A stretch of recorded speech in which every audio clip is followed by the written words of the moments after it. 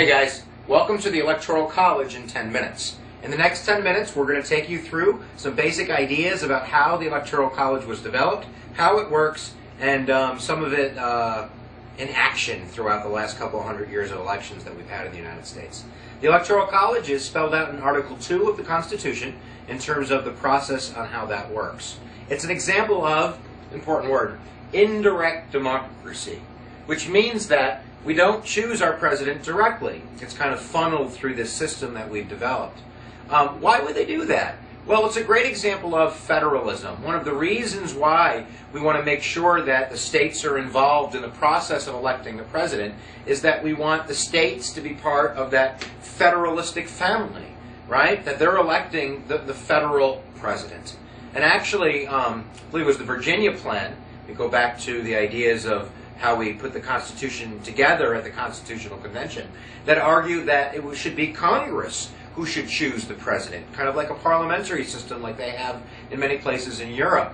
However, many felt, or some felt, especially the anti-feds, that this would be too cozy of a relationship. If the legislative branch chose the executive branch, they would, in an analogy sense, be in bed together, which would not be good for separation of powers. So what they did is they compromised, and rather than having kind of a winner-take-all, which what they feared would happen is that the country would become factionalized, and kind of the biggest faction, the biggest group of people would win.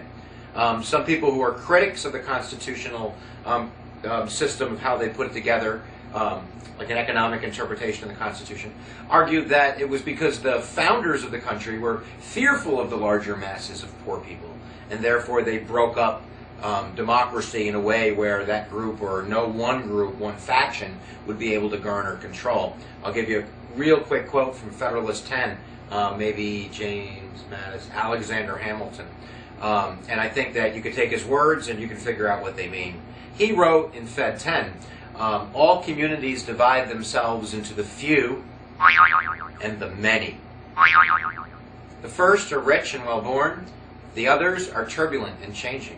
Therefore, give to the first a permanent share in government, so they may check the unsteadiness of the others. Now that's off memory, so if I messed up that quote, don't be commenting me. It's something like that, though. This idea that, we had to make sure that the system for electing the president, and in fact running the country, was set up in a way where no one faction, whether that be the poor faction, or today it be big business, or it be the minority faction, or it be the suburban faction, or whatever faction you can come up with, southern faction, northern faction, farmer faction, union faction, or you could break up the country a million ways, that there would have to be some togetherness and compromise in order to get somebody elected. So the way that the Electoral College system works, and this is a basic kind of nuts and bolts, is that each state is given the power to come up with the way that they're going to kind of have what's called electors. Electors represent that state, if I can use that analogy again, in the family of federalism. So the more people you have in your state, the more electors you're going to be awarded. It's kind of like proportional representation. The way to get an Electoral College number, like New York is 31, California is 54, I'm guessing. Pennsylvania is 21, I think. Ohio is 21.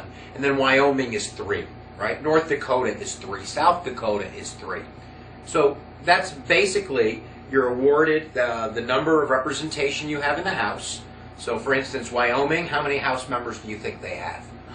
1. That's right. They only got 1. So they're awarded that 1 electoral vote, and then they get 2 for the senators, for their state representation in the Union. So actually, in a weird way, Wyoming is kind of rewarded for being small populated with the number 3. They don't deserve 3. I think the only other state that's overrepresented is the District of Columbia. We'll talk about the 23rd Amendment in a little while, but they get 3 electors, and they don't have that many people living in D.C. as per se Texas or California or Pennsylvania, one of those big states. So basically in the beginning, states kind of, would do whatever they needed to do to pick electors. Maybe it was who you knew, or you were in a political family, or yada, yada, yada. And there would be elections, and basically they were like the filter for the people. So in theory, the way the Electoral College system works is if New York says votes for Obama, right, by millions and millions of votes, the electors, the people that represent New York, technically they don't have to cast their votes for Obama. That's called a faithless elector. They can do it for whoever they want. And that goes to the intention of the founders, that they didn't really want to give this enormous power to the mass of the people. That there's filter, in a sense, a filter of the elite, a filter of somebody who is well-born, a filter of somebody who knows better, who's going to make sure that the person we elect for the president is sound or, safe or whatever it might be. But through the unwritten Constitution, the way that it has become to work is that those electors do vote for whoever won that state. So there are 538 electors. That's since 1964, that number, right? So basically half of that is 270. So when you win a state, you win that proportional electoral number. If you win New York by 1 vote, or you win New York by 18 gillion votes, you get 31, period. The only states that don't do that, North Dakota, Nebraska, Maine maybe, they have proportional representation. We won't explain that too much, but they break it up by district. They award whoever won the district the point, so they do it a little bit different. But under this system, what can happen is you can end up with more popular votes, but because you lost big states by small margins, you can lose the electoral vote. So it's not the guy with the most votes that wins, it's the guy to 270 first, and you get those numbers again by winning states. I don't know where to go, backwards or forwards. Really quick, early on, there was actually a larger problem, which is the states cast 2 votes, one for president and one for vice president. And the guy in second would be vice president. And this was kind of a problem because you would have people that didn't like each other as president and vice president. I believe in 1800 they had a large problem because Jefferson and Burr were tied. And now, I haven't said this before, but, what happens if nobody gets to 270? We've kind of taken it for favor. We've always had 2 major candidates. You split, 538, you're going to get 270 somehow. But, in Europe, you have a lot of political parties that run. And I think that was the predetermination, that you'd have a lot of political parties in the United States. They would split that up, and nobody would get to 270. And this goes back to the Constitutional Convention and the compromises that went on. Remember, we initially said the Virginia plan, the large state plan, wanted Congress to choose the president. So guess what happens if nobody gets 270 in the Electoral College? It goes to the House of Representation, and they choose. And in 1800, it was kind of I think they went through 30 ballots before they chose the winner. And that was when Alexander Hamilton, I believe, threw his weight with Thomas Jefferson. They were kind of different political persuasions, so that was the compromise, and people felt as though it was the right thing to do. Immediately after that election, we passed the 12th Amendment.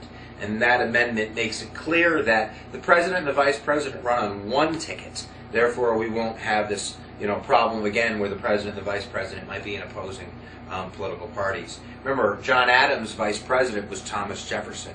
You had a Fed, and the guy who came in second, the anti-Fed Democratic Republican Thomas Jefferson. I'm checking my YouTube time. I'm looking at the clock. So get the Electoral College down. Indirect democracy, unwritten in the sense that if you win the state, you win that number. 270 is the magic number. But the criticism, the big one, you don't have to win the popular vote, right? Why is it good? Because it makes factions not able to take over, and compromise is more available.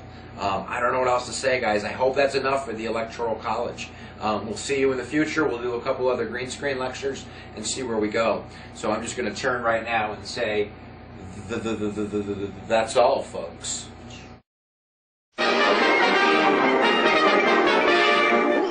That's all, folks.